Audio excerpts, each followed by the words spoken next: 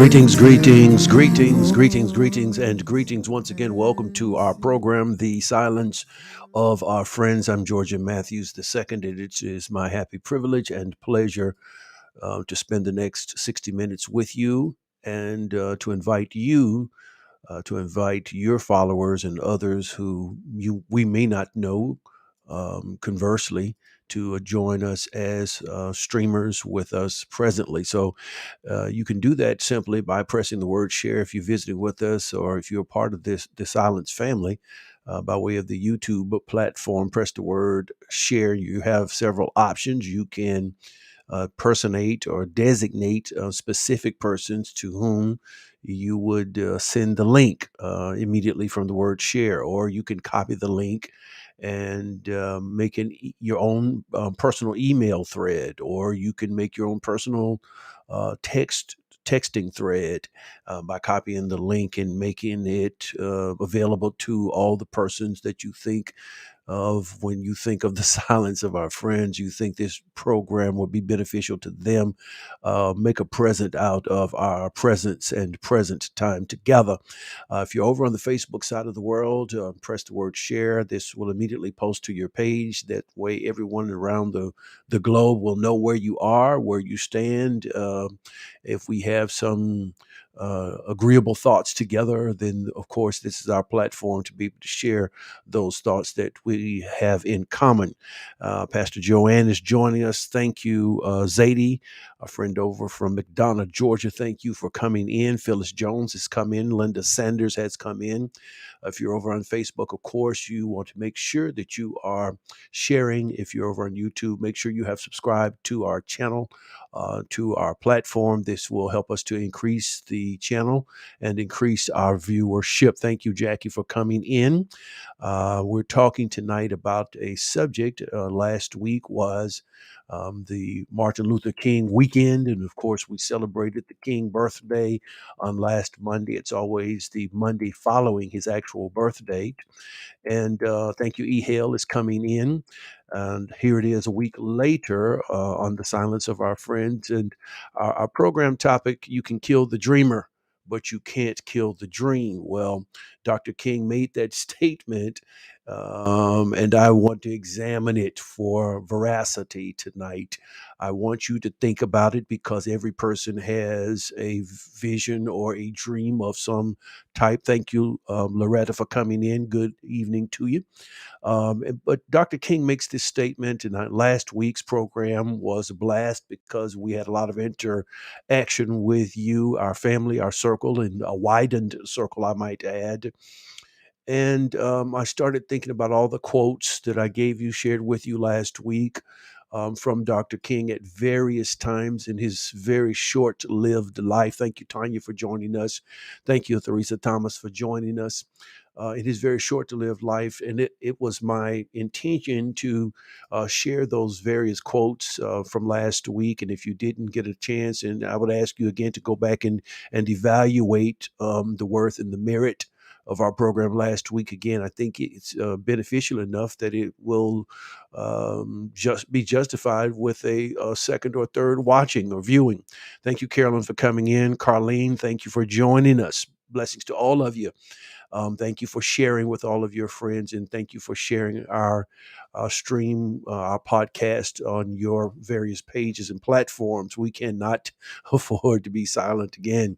But as I was about to say, all of the various quotes came from the same source, Dr. Martin Luther King Jr., but at various junctures of his life.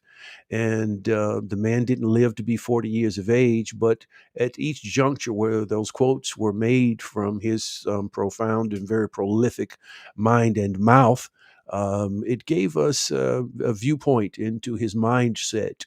A man who was propelled into the front, really maybe even the initiator in a larger sense of the civil rights movement that began in Montgomery in the late 50s. I want to say 1956 with the Montgomery boycott or whatever have you. 25 years of age, and he lived and exercised and made a space around the world, around the globe in 14 years. Assassinated, I like to better use the word murdered. Thank you, Harold Drake, for coming in. Yes, good evening to you, sir, as well, and your wonderful wife as well. Blessings. I know you both together. That's my thought anyway. But the deal is, in 14 years, from 25 to age 39, when he was assassinated on the fourth day of the month of April 1968 at the Lorraine Hotel in Memphis, Tennessee, this man made an impact. And the real question that we're qualifying everything with tonight, thank you, Donald Square, for joining us. Blessings and good evening to you as well, sir. He makes the statement before, obviously, his assassination, or better yet, murder: you can kill the dreamer, but you can't kill the dream. And so tonight, I want to examine that with a fine tooth comb. As an idiomatic expression, or better yet, with another pair of lenses, perhaps looking and examining this statement with a closer magnification to see how this benefits us where we are now. Thank you, Rosanna, for coming in. My real question tonight is, when the dreamer or the voice dies or is no longer heard or seen, what does the dream become? What does the dream become? And I want you to hear this tonight as we're engaging, um, and think about your own life, think about your own visions, think about your own dreams, think about, in a larger sense, the dreams and the aspirations that would positively impact, propel, lift, elevate the demographic of Black, bronze, and brown people, and then your personal life, from all the seven mountains of influence, politically, spiritually, from a family perspective. Thank you, Cheryl Todd, for joining us. Then from the arts, from entertainment, and all of the like and kind of those seven mountains of influence. How does vision, how does having a dream of a better world, of a better family, of better income, uh, does the dream only last as long as the voice or as the personality is around? And is the dream diminished when the voice is no longer there? Thank you, Tanya Miles, for joining us. Does the dream that was once so viable, does it become merely an illusion? Is it reduced down to just a good talk, a good speech? Politically, as it relates to Black, bronze, and brown people in these yet to be United States, was King's dream viable only as long as there was a voice behind the dream? And has the dream now become an illusion, an evasive, fleeting illusion? Has it been reduced to only a good speech or talk? Has that dream now become the success of it only subject to the dealings and doings of others who are yet with us? Um, was the dream of King merely a great point in history? Was it only historical? Did it only last as long as his very short lived life? Um, can this dream become a reality without the dreamer, the voice of the dreamer, the personality of the dreamer themselves? Now, I want you to think about this, because you have a dream. Not only did King have a dream, but you have a dream. You have a vision. You are an aspirant, and you have aspirations for the circle around your life, the cord that connects you to life, through which you have a dream for a better world. Thank you, Teresa Johnson, for joining us. Thank you, Connie, for joining us.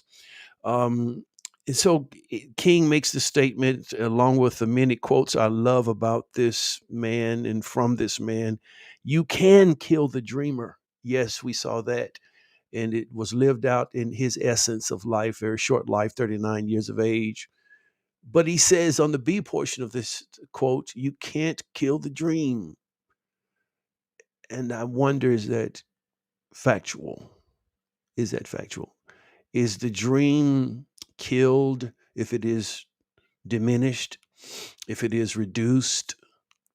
I'm Georgia Matthews II, the egalitarian. And remember, the egalitarian, that word is a descriptive word that means it's my goal of being here is to cause everyone to become egalitarian in their thought process. And it simply means a person who is characterized by the thought and by the hope of equality for all people. Equality for all people, regardless of their age, regardless of their gender, regardless of their socioeconomic status, regardless of their educational levels. And egalitarian is a description of what I believe to be the will and the forward movement, the advanced movement of right and correct thinking people.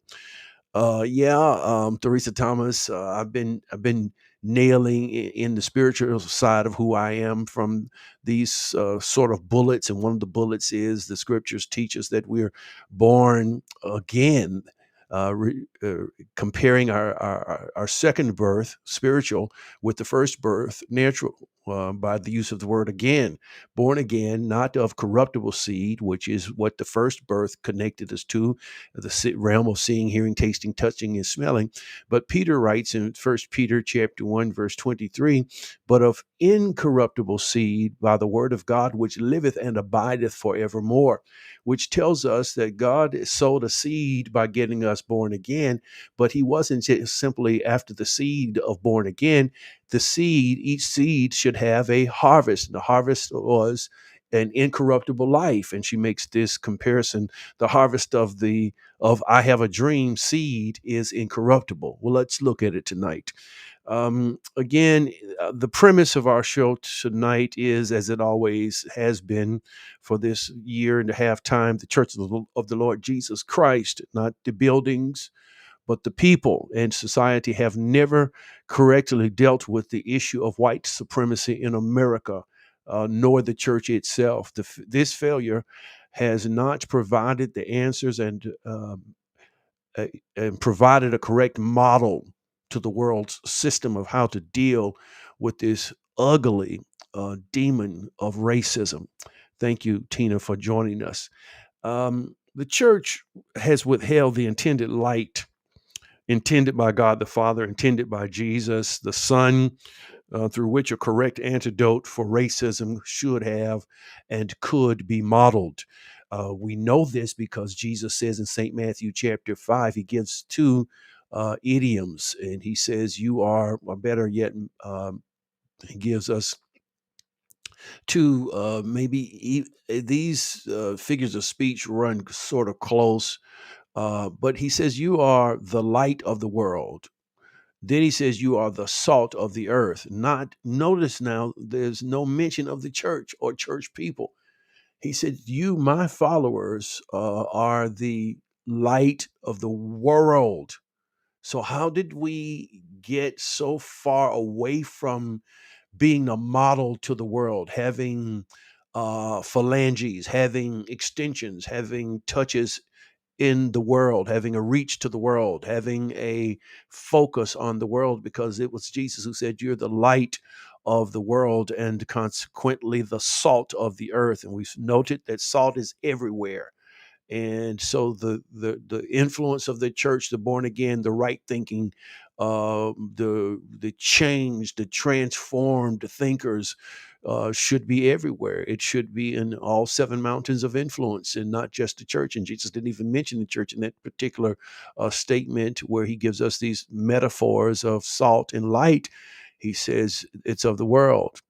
Zadie Jones says, no, I don't believe the dream died with Dr. King. The dream was for the world, the masses. Dr. King was the vessel. The dream lives on. Yet, unfortunately, it has been hindered to a slower pace. That's a good point. And I might even agree with you there, Pamela Dobbins. Thank you for coming in and welcome. Dr. King says, what will be remembered in the end will not be the words of our enemies, but the silence of our friends. And he goes on to say in another place, there's nothing in the world as dangerous as sincere ignorance and conscientious stupidity. In another place, he makes the quote, and I try to bring these up each program: "Our lives begin to end the day we become silent about the things that truly matter. Here over at The Silence, we believe in the aphorism, speak the truth even if your voice shakes. Frederick Douglass says it's knowledge that makes a man unfit to be a slave. And so, what the world's system tries to do, what the educational system tries to do, and we see it meted out in all of the resistance that is against proper teaching of history. Critical race theory, which really means people don't want to teach history anymore because it is so egregious, the things that black, bronze, and brown people have undergone in this country after our extraction from Africa in 1619 and being brought to, with the first 20 and some odd, as the verbiage goes, to this country. And it's a great awakening, and it tells me that there are supremely minded people who think that they can simply rewrite history. We call them revisionists.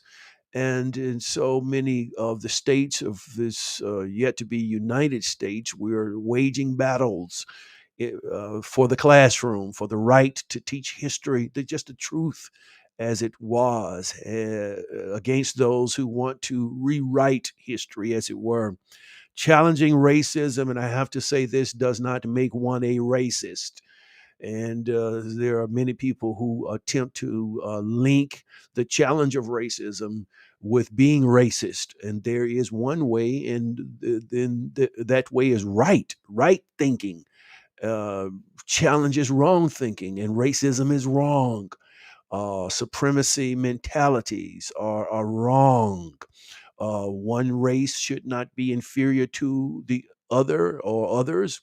Neither should one race be superior or supreme to another. And this point about supremacy mentalities, very simply put, if you are truly supreme by the divine or by nature itself, why would you have to have all of these um, opportunities to lessen other ethnic groups so that your supremacy can be shown? If you're truly supreme, if an athlete is supreme, his athleticism will elevate itself. If a person is academically supreme, their academia will elevate itself. It will perpetuate itself. If a person, I think that's enough there. Let's just keep moving. So we're talking about racism is wrong. I couldn't agree more. We're not talking about a building or religion or even people, but principles here at The Silence of Our Friends. It's not the answer to the question who is right, but what is right. And education, true education, always makes room for the discomfort that it brings. And here in this country, statistics tell us that 62 point some odd percent um, of people identify with Christianity in some way, being followers of Jesus Christ in some way, evangelism, having a tie into evangelism, that the belief that Jesus Christ is the way, the truth, and the life. Um, and so, if that is correct, and if the church is doing its job, then 62% of the time, the right thing should come out instead of the wrong thing, and racism should not take a place to overwhelm that number. But we don't see that happening, which means that the church has not, and consequently probably is not doing her assigned job. Of course, we have the mountain of religion, we have the mountain of family, the mountain of education, the mountain of government, the mountain of the arts, the mountain of media, and of course the business and economics mountain. Those are the 7 mountains that shape and structure all cultures and all societies. Our scriptural support tonight is taken from Amos chapter 5, verse 24. And it was Dr. King who perpetuated this scripture many times. But let judgment run down as waters, and righteousness as a mighty stream. Good evening, my friend Timothy Blockham. Thank you for joining us. And so on August 28th, 1963, at the Lincoln Memorial in Washington, D.C., Dr. King, the dreamer, as I refer to him, we will refer to him tonight, delivers this uh, iconic speech dubbed "I Have a Dream." And I'll just give you a few snippets from that iconic speech. I'm happy in the voice of Dr. King. Let that resonate in your mind, if you will. I'm happy to join with you today in what will go down in history as the greatest demonstration for freedom in the history of our nation. 50 years ago, a great American, obviously alluding to then President Abraham Lincoln, in whose symbolic shadow we stand today, signed the Emancipation Proclamation. This momentous decree came as a great beacon light of hope to millions of Negro slaves who had been seared in the flames of withering injustice. It came as a joyous daybreak to end the long night of their captivity. But 100 years later, the Negro still is not free. 100 years later, the life of the Negro is still sadly crippled by the manacles of segregation and the chains of discrimination. 100 years later, the Negro lives on a lonely island of poverty in the midst of a vast ocean of material prosperity. 100 years later, the Negro is still languished in the corners of American society and finds himself an exile in his own land. And so we've come here today to dramatize a shameful condition. In a sense, we've come to our nation's capital, Dr. King went on to say, to cash a check. I love this part of the speech. The architects of our republic wrote the magnificent words of the Constitution and refers to it clearly and for reasons and just reasons. And I'll get to that in a few moments' time. And the Declaration of Independence, they were signing a promissory note to which every American was to fall heir, Heir. This note was a promise to all men, yes, black men as well as white men, would be guaranteed the unalienable rights of life, liberty, and, of course, the pursuit of happiness. It is obvious today that America has defaulted on this promissory note insofar as her citizens of color are concerned. Instead of honoring this sacred obligation, America has given the Negro people a bad check, a check which has come back marked insufficient funds. But we refuse to believe that the Bank of Justice is bankrupt. We refuse to believe that there are insufficient funds in the great vaults of opportunity of this nation. And so we've come to cash this check, a check that will give us, upon demand, the riches of freedom and the security of justice. We have also come to this hallowed spot to remind America of the fierce urgency of now. This is no time to engage in the luxury of cooling off or to take the tranquilizing drug of gradualism.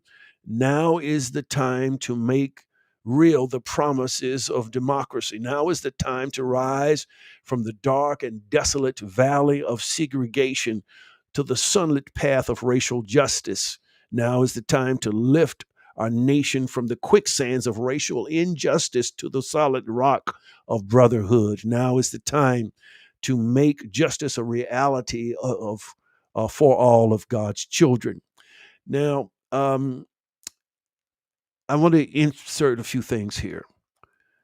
Everything we see in this material, physical, terrestrial, ethereal, tangible realm we call the world, in all of its physicality, was once a part of someone else's dream, a design, an invention, an office, a home, a bridge, the skyline of various cities. Any way of doing something was born out of someone's dream. This all started uh, as a thought, and Dr. King portrays the correct thinking, in my view, of egalitarian, correct thinking, righteous thinking, just thinking people in his hallmark speech dubbed I Have a Dream. So, how do we, if the dream is alive, if it is, how do we apply Dr. King's principles to our collective actions? You see, one of the things I have some disparaging thoughts regarding are the actions of the church. And the church, again, is not reduced to limited to the building, the physical building, the brick and mortar, but the church is the people. So better say the church are the people and their actions. And I want to use "are" for emphasis of people and not a place. And one of the things that COVID has done is to really define the difference, to differentiate the difference between a place of meeting and people who are really the called out ones. And that's the definition for the word ecclesia or ecclesia, depending on how you want to pronounce it, which is the classic Greek word for the word church, those who have been called out. So it refers to people. So, how do we get people? And we've been languishing, waiting for others when really the bus boycott in Montgomery was successful because of people. The March on Washington in 1963 was successful because of people. The voting rights, the John Lewis Voting Rights um, Act is going to be successful because of people. It won't become, I should say, the bill won't become an act until we push through and become people of principle. Let's go on. One's dignity may be assaulted. And this is another statement from Dr. King. One's dignity may be assaulted. And that's the thing we loved about the likes of Sidney Poitier. He added dignity to black, bronze, and brown people. One of the things we love about Dr. King and his legacy is the fact that even though his life was lived out through a fishbowl, we were able to see all of his shortcomings, whatever have you. And that's the difference between those who are public leaders. They live out their pains, their hurts, their disparities. They come into wisdom, they come into maturity through a fishbowl, the lens of others. Everybody sees theirs, which is different from just common people or the nomenclature of others who have the same kinds of experiences in life, but they don't have to live them out in the public sense. But he makes a statement: one's dignity may be assaulted, vandalized, cruelly mocked, but it can never be taken away unless it is surrendered. Why did Dr. King, thank you, Faye Sanders, choose the word dream when he makes the statement in the phrase, I have a dream? A statement better. I think there are various reasons why Dr. King chose to use this word and repeat it throughout this now famous and iconic again speech. Firstly, um, it references the American dream. You know, without him getting into the historicity of America and how it was this project, this experiment of the melting pot of many cultures. Out of many came one, e pluribus unum. It's the American experiment, really. And when he, uh, I think, because of his intellect, intelligently uses this word "dream," it refers to this American dream where you come to America. What is it that is inscribed on the Statue of Liberty? I think it is. Bring us your poor. Bring us your desperate. Whatever all the other things go with. And the idea is that in America, all people have an equal opportunity to flourish. When 46 of the 51 fathers and framers of this country didn't believe that, because while they were crafting the U.S. Constitution, and while they were crafting the um, the document that caused us to um, have a breach and a break with Mother England. The idea was they're saying all men, but they never considered black, bronze, and brown people as men because, as I stated, 46 out of the 51 signers and fathers were slavers. As they left the signing and the penning and the discussions for the Constitution of our country and for the if you will, all of the things that they spoke to freedom, it did not. So Dr. King uses this word, it's a dream, referring to the American dream in which most Americans believe, a dream where people have equal access. And I would emphasize that some people, because of the color of their skin, the lack of melanin in their skin, the lack of caramelization in their skin tones, are more equal, if you want to stick with that word, than others who have caramelized others, melanized others. And so it's a standard of living. It's this idea of a dream of a decent way of life, an equitable way of life. I think he deals with this word dream because it kind of stands.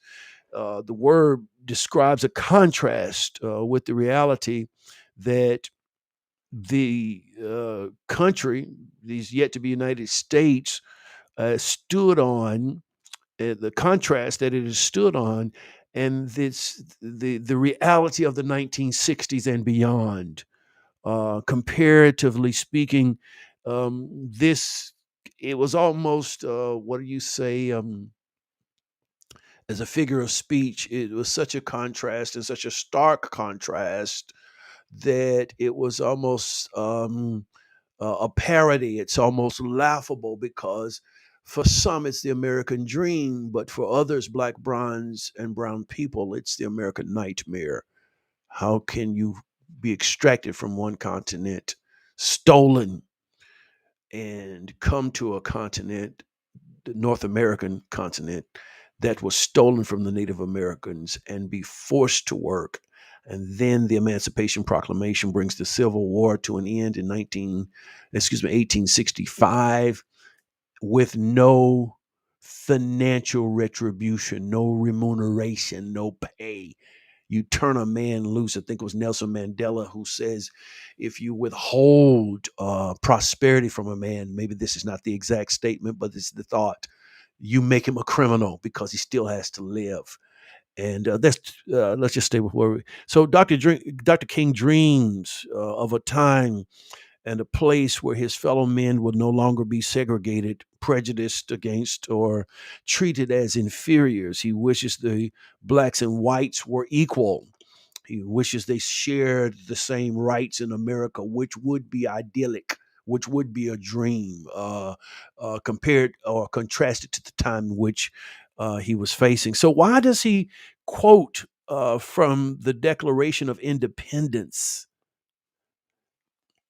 Why does he quote from the Declaration of Independence when he refers to the statement of life, liberty, uh, the inalienable rights of life, liberty, and the pursuit of happiness? That's a direct pull from the Declaration of Independence. Well, because at this point in the nation, independence means a lot to, I'll say it this way, it meant a lot of different things to the vast cultures of people. And independence does today. I look at my white brothers and sisters who I love, and if they're stopped by law enforcement, young whites, they take the law enforcement officer to task over the question, why was I stopped? But if you're the same age and you're black, bronze, or brown in America, you don't have that same kind of independence. You don't. Okay, and I'll leave it there. Um, you talk about, and particularly in the 1960s, you talk about men of color, black men, bronze men, and of course, brown men who were drafted to the war in Vietnam, which was, I think, this nation's longest war, if it was, and it was the second. But in another way of looking at it, these servicemen returned after being drafted, and they come to return to a country. The Korean War was the same. Probably the same was true at the last, probably World War II. So from the Korean conflict, World War II, and then Vietnam, uh, they returned to a country that they fought.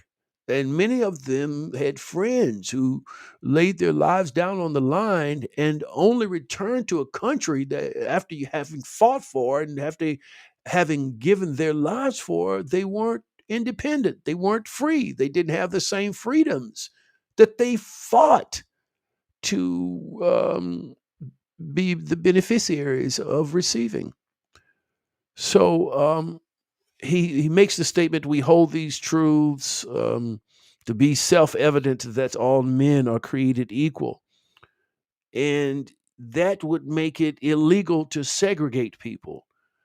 Independence itself could be applied to black, bronzes, and browns in America. It is a contrast to the word emancipation. you know, it's how can you emancipate a slave after this period, this 200-year period of slavery, 250-year period of slavery, and never pay him? you you sign a document, and it's such a parody. It's just laughable. It's a paradox. Paradox. It's irony at its best. You signed a document, you make him free with no compensation, no land, no transportation, no valuable holdings, nothing that has monetary value. And so he is now, he was an owned piece of chattel, like property, like cattle. Now he is a free person, but he has nothing. So, what does that do to his self esteem? How is that culture and that demographic supposed to make it? I'm off script. The question becomes: has King's dream become true in today's America? For me, so now King delivered this. Dr. King delivered this now famous speech in Washington in 1963. So that's better than 50 years ago. Probably next year to be 60 years. Let's just say that. Thank you. Um, so now, 60 years later, after delivering a speech, we have to wonder whether the dream he had has become true. Uh, or even are we? I know strides have been made. Okay, and I'm going to talk about them in just a moment's time. um, we no longer have. Well, yes, thank you, Teresa. We have no reparations, no compensation for the damages of caused by almost 300 years of slavery. Was it 1619 to 1865, and shortly thereafter? So at least 250, 260. Let's just say 300 years. Free labor, where whites had the advantage. If you were supreme, I don't know why you would need to impose these advantages, but plantation owners and their relatives and friends had the advantage of free labor, and these black, bronze, and brown people had nothing. And so you have a 300-year advance on your counterparts that are caramelized or melanized, melanated, let's just say. So now the question becomes, has this dream become a reality? Optimistic people may say, yes, we are better off. And I think if we have to tell the truth, we're better off. We don't have legal segregation, Jim Crowism. We can vote. It's illegal to do some of the tactics that were done. I'll speak to them in a minute's time if I have time. Um, but there's still some things that need to be improved upon if this dream is to become a reality. And the dream, in my view, is a dream of equality. Equality, not inferiority nor superiority, but equality of all races. And that has not happened. And I'm getting to my point. So, specifically, George Matthews, what was King's dream, and did it die on April 4th, the day of his assassination, 1968? Well, here we are. Firstly, and I want your input. And again, you guys have slowed down a little bit. I think you're listening now and thinking. The dream is the universally recognized word people use when they want to express their hope and their vision or visions of a better world, another day, and a better and brighter future. Okay, so what does this mean? Voting rights for African Americans, black, bronze, and brown people, let's just say. The John Lewis Voting Rights Bill versus the Voting Rights Act of 1965. The Civil Rights Act of 1964, which ended segregation in public places and banned employment discrimination on the basis of race, color, religion, sex, or national origin, is considered one of the crowning legislative achievements of the civil rights movement. Yes, we have the words of the law, but if we're telling the truth, there is still subtle, yes, with the letter B, subtle discrimination on the basis of race, color, sex, national origin, in as it relates to employment, as it relates to housing, on all facets of these seven mountains of influence. It's still there, but it's very subtle. In other words, now it's more sophisticated. Some people would say we went from Jim Crow to Jim Crow Esquire. So that just speaks to uh, sophistication, more overtness, cleverly concealed discrimination. And I think when Dr. King was dreaming, he wasn't dreaming about something that was now cleverly concealed, but still the same thing, a semantical con- conf- conflict of expressions. But his dream was in real time, in a real sense, that people were equitable, equal. I'm trying to say equal. Thank you, equal. But the point I'm saying is, it didn't start in the. It hasn't happened in the church. We saw that in the last election cycle, the national election cycle for president of the United States, with the then, and I don't like to call his name because I think names give a thing life, but this former president, and now the election between himself and our current president. And we saw all kinds of dog whistling. I want to do a program on dog whistling, just messages, nuances sent out by spiritual leaders who said that they were supporting a man because he said, now this is a man who has a record of over 30,000 lies while he was in office. Forget the times before office and thereafter.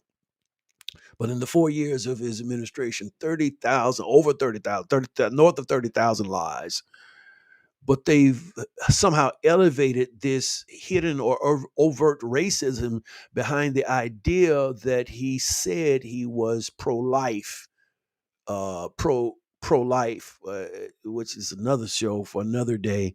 But the point is, how could you make um, abortion and lying uh, one more extreme than the other? Spiritual leaders, they're both wrong.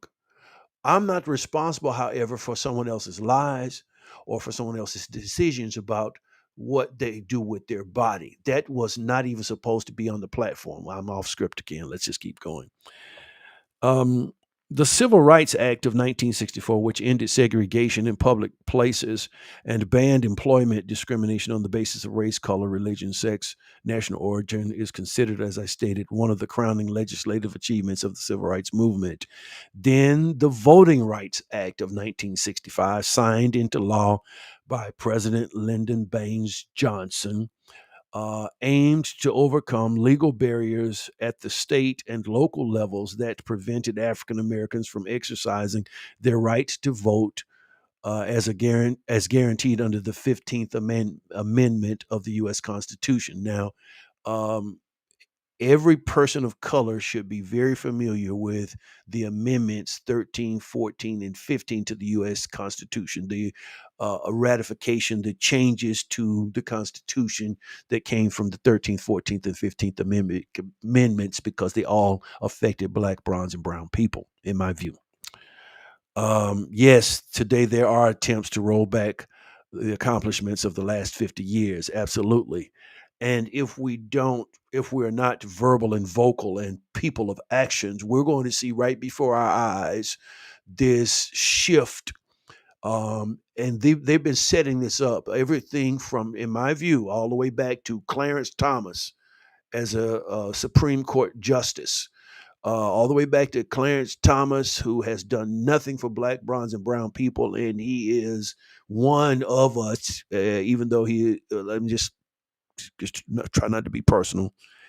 Um, all the way, they've stacked the court with those kinds of persons who don't see people of color as a true um, counterpart and equal counterparts.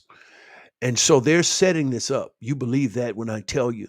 And if we are continually quiet and continually non active uh, participants in this thing called our world, we're going to see some things roll back that people gave their lives to bring on the national scene in a positive way for black, bronze, and brown people. Let's get back to my script. Um, yes, after the Civil War, the 15th Amendment ratified in 1870. The war ended in 1865, and these amendments came out shortly thereafter. Prohibited states from denying a male citizen the right to vote. So this was just the males, based on race, color, or previous condition of servitude. Nevertheless, in the ensuing decades, various discriminatory practices were used to prevent African Americans, particularly those in the South, segregated South, I might add, from exercising their right to vote, because the powers that be know that voting makes a difference, makes all the difference. Yes, we're spiritual people, those of us who are born again and lovers of Jesus Christ, but He's raised us up to be salt and light to the world and the earth, period. Focused on retaining white supremacy in the electoral process, legislators use loopholes in the 15th Amendment to implement a range of measures to disenfranchise black voters without without explicitly, characterizing them on the basis of race, dog whistling, or dog dog whistling subtleties behind the lines. For example, poll taxes. They would have the pollsters, people who worked at the polls, when black people had the right to vote, given them by the 15th Amendment. When the black people showed up to vote, they would say that, okay, it's going to cost you $1 or $2 today to vote, not relative to white people. And this poll tax is to help the voting process continue in these great United States. But the point was, an effect and an affront to black, bronze, and brown voters.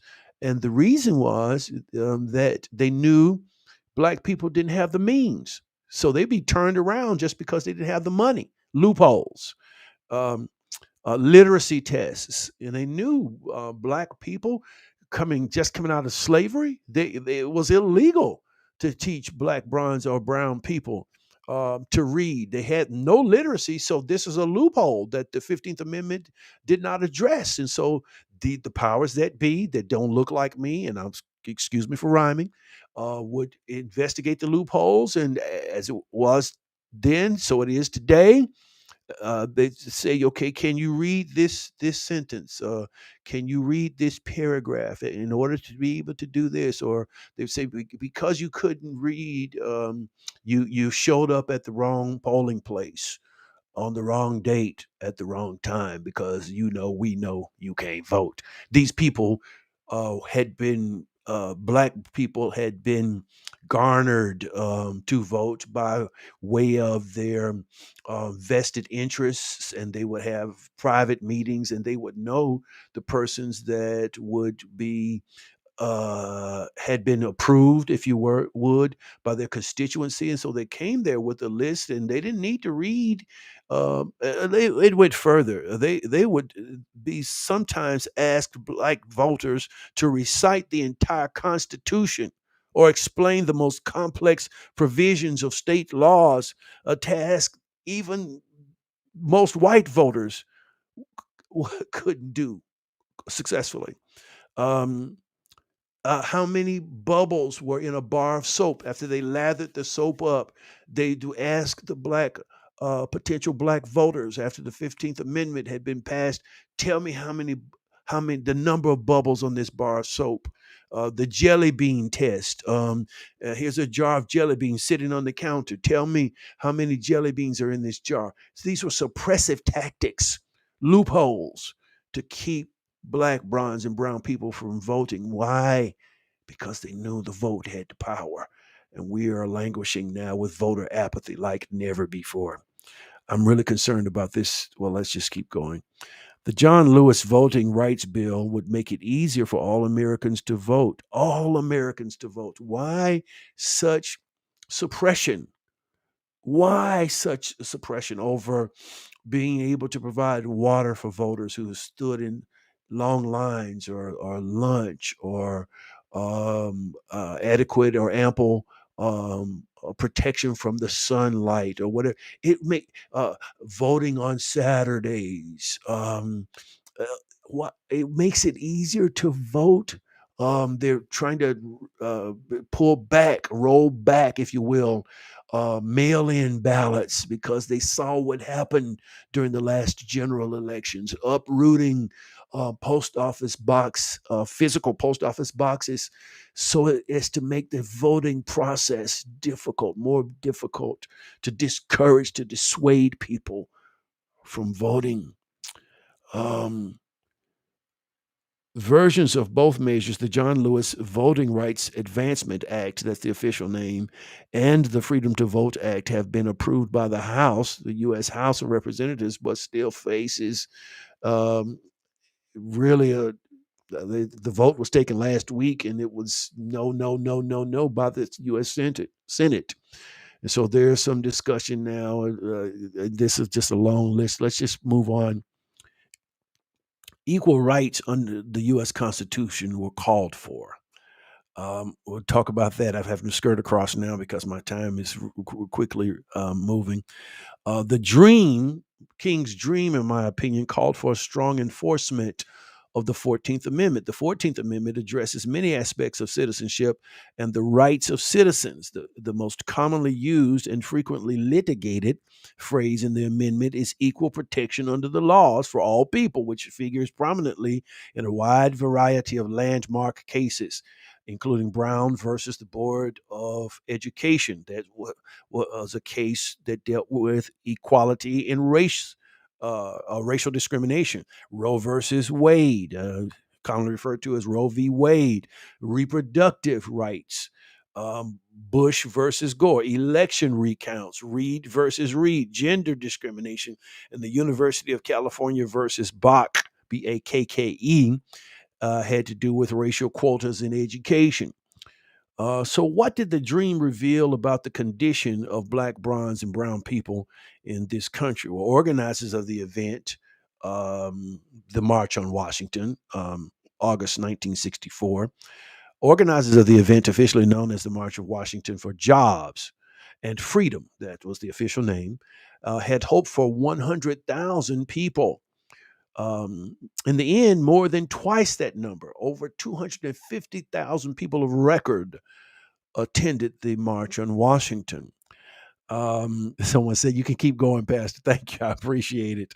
I don't want to be a bore, so I try to allot an hour here. I think for some people over an hour with this kind of content and program. Yeah, yeah, maybe a stretch. I could go longer. I'm trying to bring it to an end now. I'll pick up perhaps next week. I don't know. Um, John Fitzgerald Kennedy, the president then of these yet to be United States, was murdered 3 months earlier, 3 months before the March on Washington. Who was said to have heard King speak an entire speech only this time, because NBC, ABC, and CBS, which were the three major networks, there was no cable and no cable network, no cable news, and all that kind of thing as we have today. But NBC, ABC, and CBS were the then prominent networks that brought the news, and all three networks carried the March on Washington. And it is said by my research that President Kennedy, John F. Kennedy, listened to the entire speech, um, but only was murdered 3 months thereafter. This speech moved him. It impelled him to see the egregious difference between black, bronze, and brown people as one demographic, and then their white counterparts on the other side of the coin, so to speak, the proverbial coin.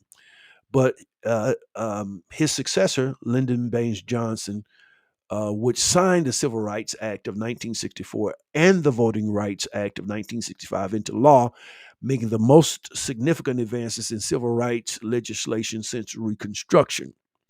However, you have to consider those signing those acts into law, which made bills into law, which made them particular acts.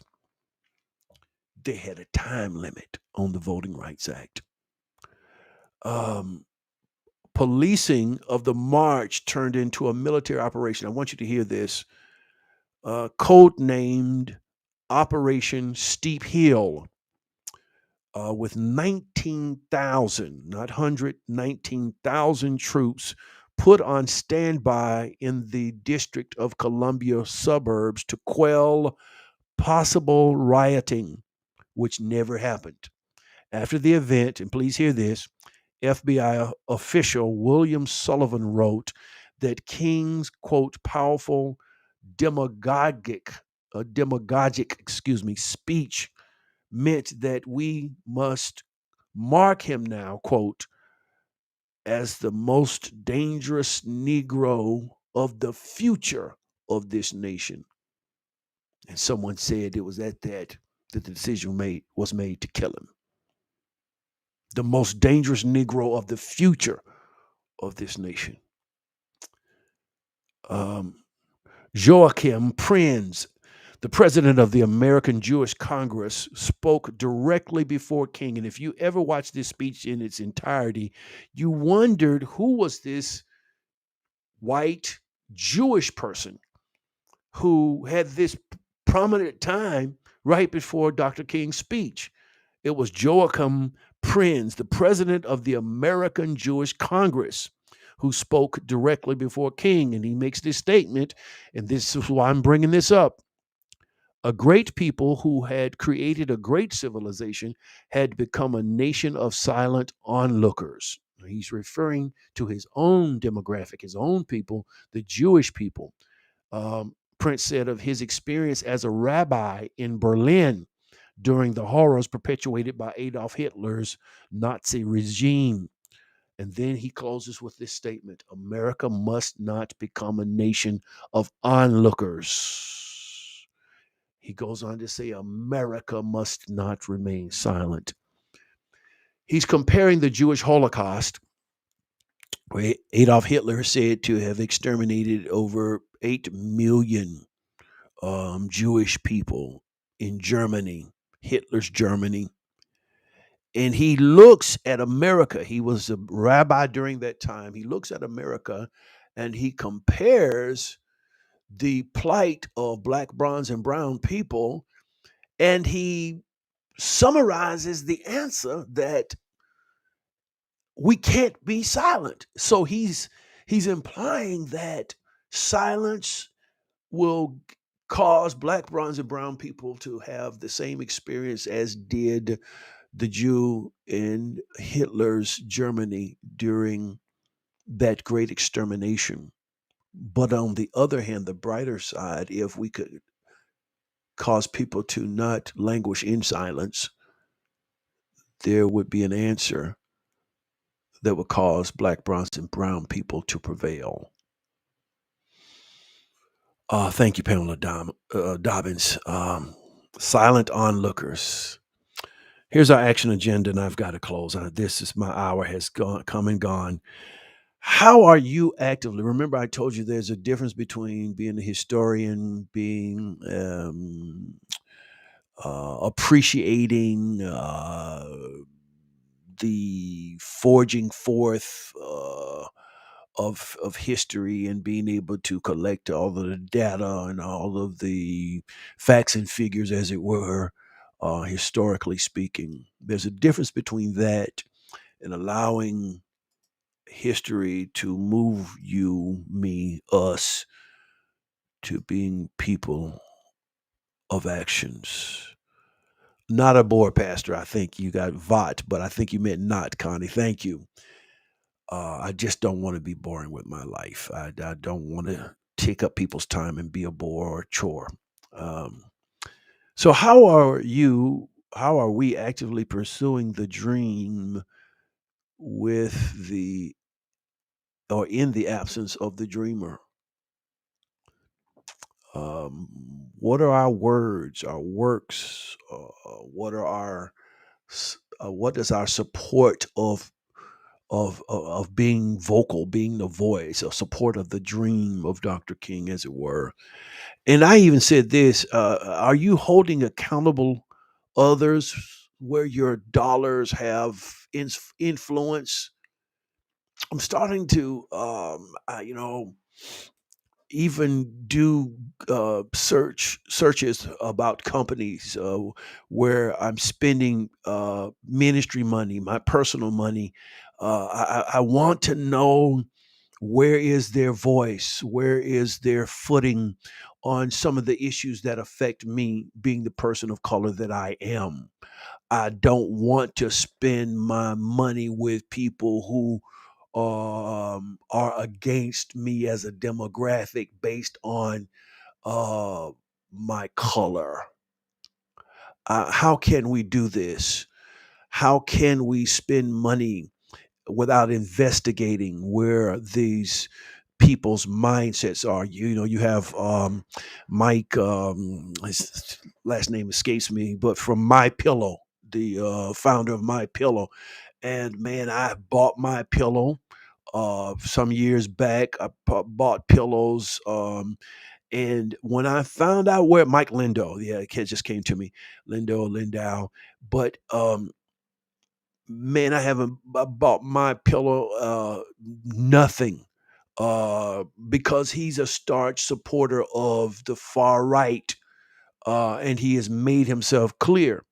He's a multi-millionaire, and I know there are black, bronze, and brown people who are buying My Pillow or buying the product because it's a decent product.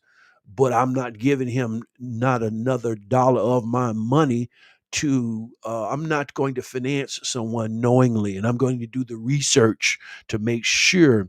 Yeah, someone said, thankfully, I never purchased one of those. Well, I did. I purchased quite a few, but he won't get another dollar from me, not another dime. But there are other industries and other services where the people have made them. What was it? Papa John. This is why his board of directors had to remove him from being he's the founder, but they moved him from being the CEO. And it contrasts the thought that Shaquille O'Neal has bought several. I think they kind of let him in because they wanted a black face to represent all of the dollars. Because let's just face it, as it relates to black, bronze, and brown people, we're the world's number one consumer. We consume as much as some small countries, and no business can be successful without the marketing dollars spent, the response to the marketing dollars spent from black, bronze, and brown people. And so Papa John came out, and John, whatever his name is, made various disparaging statements against the then President Obama in his second successful vie for president. And I mean, the product is good, but he hasn't had another dollar from my pocket since. I don't care if someone I might get too colorful on that, so I'll leave it alone. Yeah, our money speaks. This is what made the Montgomery boycott successful, and this is where black, bronze, and brown people have to make you. You talk about having a voice for the dream. Your money is your voice. Your money is your voice. We do have a level of accountability because I must say, and it's unfortunate, and people who know me up close, um, man, I've wasted a lot of dollars just trying to find credible people who look like me so I could support them. And in many instances, I don't know whether it was a lack of education, a lack of experience, a lack of exposure, but we just have to keep teaching our people how to come up to levels of excellence. It is a tragedy. It is the worst statement of void purposes there can be when people of color cannot do business with people of color because of the question of excellence or the lack thereof. Um, there's just a lot of work to do. The more I think about it, the more, yeah, we must do our homework. So much to be said, so little time to say it. Secondly, attacks were made against in the Bible the biblical character Joseph, and he was noted as the dreamer in the attempt or in attempts to silence his dream by silencing his voice. The question then that begs: does the dream have a voice? Yours, mine, and others, so that it can be effective today. Does King's dream have our voice?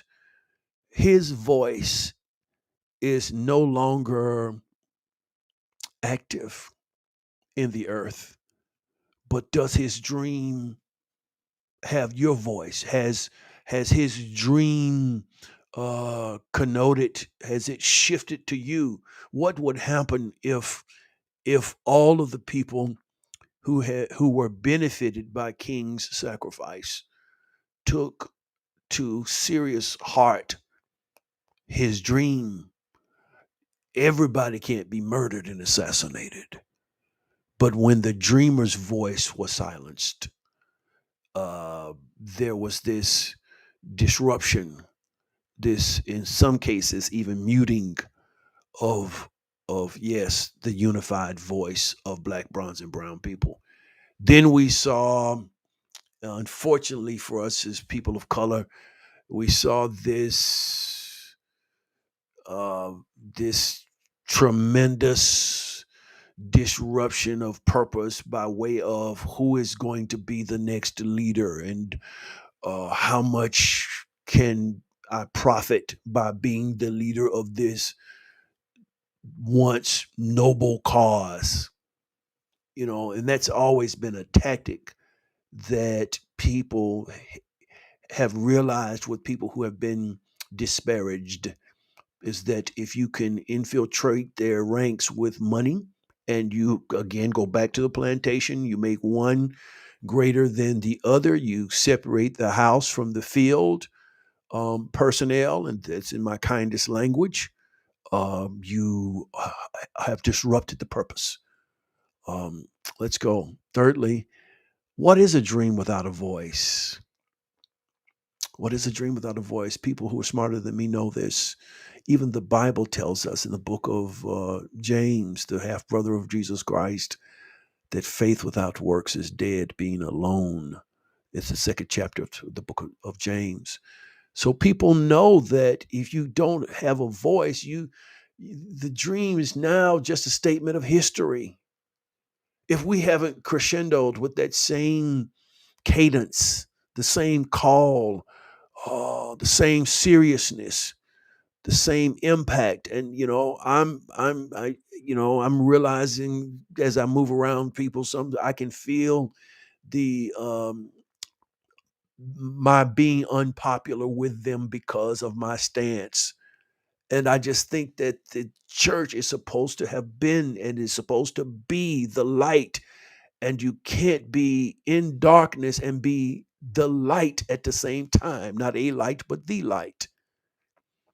And then, if lastly, and I'm about 7 minutes over, 8 minutes over, 10 minutes over. Wow, it has been said: if you fulfill your most important dreams, they will live on after you in some way. What happens when when one personally does not fulfill their own dreams? How can you make it? I'm concerned about longevity, but I'm probably more concerned about the reality of my dreams, my visions, my aspirations, my hopes not being dashed when I'm no longer here to give my own vision and dream a voice. And that's what I see has happened as the case of black, bronze, and brown people. We had a dreamer who had a dream and who had a voice, but they cut down the dreamer. They cut off his voice. And now what happens to the dream when there's no voice to echo it? Jim Rohn, business philosopher, said once sincerity is not the test of truth. We must not make this mistake. He must be right. He is so sincere, and we've been baited by that one so long. It is possible to be sincerely wrong. We can only judge truth by truth and sincerity by sincerity. Just as there's a time to keep silence according to the word of God, there's a time to speak in Ecclesiastes chapter 3, verse 7. Some people would say silence is golden. Here are my Georgisms now, my own personal aphorisms. Only until one's family and friends are negatively affected by wrongdoing. Others would say silence is great. And I say to them, until someone's voice is necessary to save your life or corroborate your innocence. Silence is compromise. Silence is complicity with erroneous thinking. Silence is agreement with sanitized history. Silence is co-signing and control with controlled, racist, bigoted, and supremacy mentality. Silence is equity and fairness in reverse. Silence robs supremacy of ever hearing truth and having the opportunity to change. Silence is the voice of continuous ethnic mistreatment. Silence validates inferior treatment. Silence is the approval of being objectified and maligned. Silence is often mistaken for agreement and consent. Silence is the devastation of a child being uncontrolled, untrained, and undisciplined by its silent parent. Silence is one level of maintaining and perpetuating cloaked ignorance. Silence is the ostrich syndrome. Just put your head in the sand and pretend it will go away. Black, bronze, and brown children must know how to correctly respond to racism, which they cannot know